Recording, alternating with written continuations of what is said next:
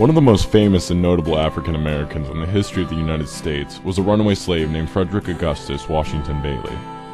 After running away, he changed his name to Frederick Douglass for safety reasons. He was known in the 1800s as the voice of the abolitionists. Despite enduring a rough childhood, Frederick would go on to become one of the greatest leaders in the civil rights movement. Throughout his life, he felt that believing in yourself, taking advantage of every opportunity, and using the power of spoken and written language to effect positive change for yourself and society were the three keys to success in life. Because he took these ideals and applied them, Frederick lived a life full of respect, admiration, and honor. Frederick was born roughly around 1817 on a slave plantation in Maryland. When he was born, he was soon after separated from his mother, and he could only see her a handful of times before she died. He never knew his father, a white man, and lived with his grandmother until he was 8. The child was then sent to a Baltimore home as a houseboy to the Auld family. It was here that Frederick became enthralled with words and learned to read and write. Despite Mr. Auld forbidding his wife from further teaching the young boy to read and write, Frederick took it upon himself to learn any way he could. He believed that his newly acquired skills would one day lead him from slavery to freedom. However, at age 16, after his master's death, Frederick's life and lifestyle quickly changed. He was stripped of his relatively easy life in Baltimore and was sent back to an eastern Maryland plantation, where he was to work on the fields as a slave. It was here that he fully experienced the true horrors of slavery.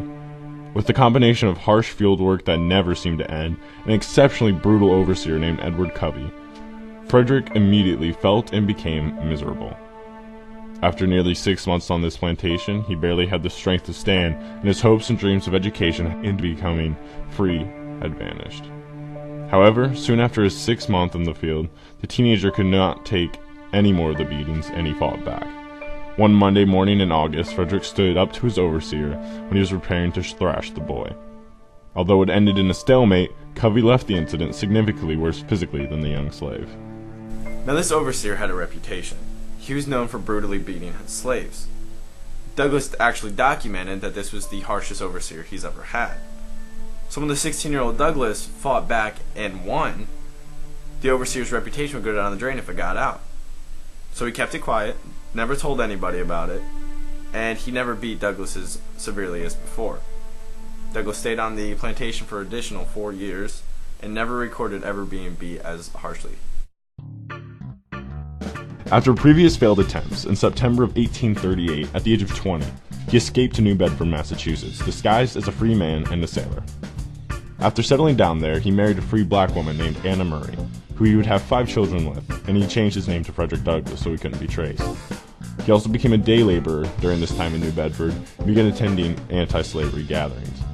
Being a respected man in the community, Douglass gave his first speech at an anti-slavery meeting in 1841, in which he described his life as a slave. Catching the attention of the crowd and a journalist named William Garrison, Frederick became a lecturer for the Anti-Slavery Society in Massachusetts. This act resulted in him traveling all around and giving speeches on the abolishment movement. During this time in history, slaves weren't seen as anything more than property. Even freed slaves were not seen as equals to men.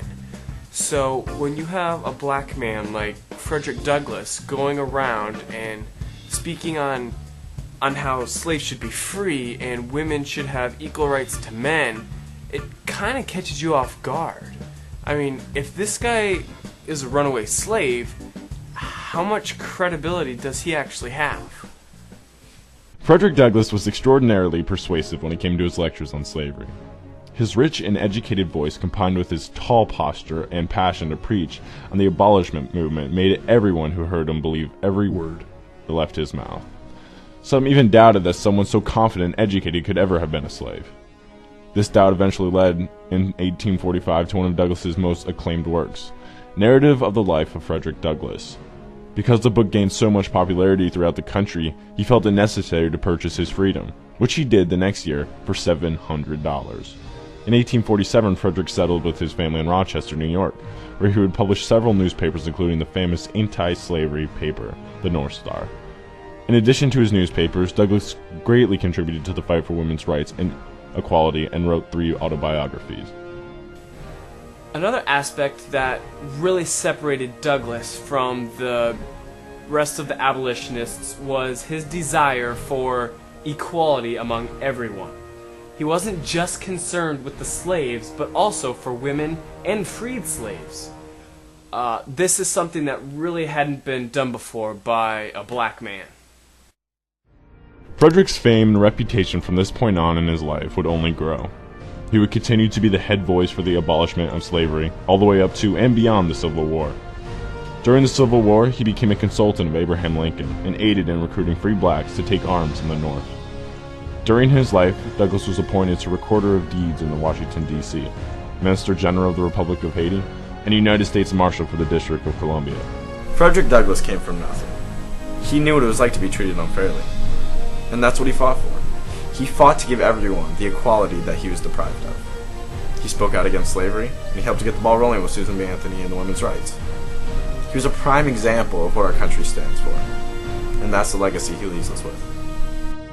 Frederick Douglass would go on to fight for civil rights for all people in America, all the way up to his death on February 20th, 1895.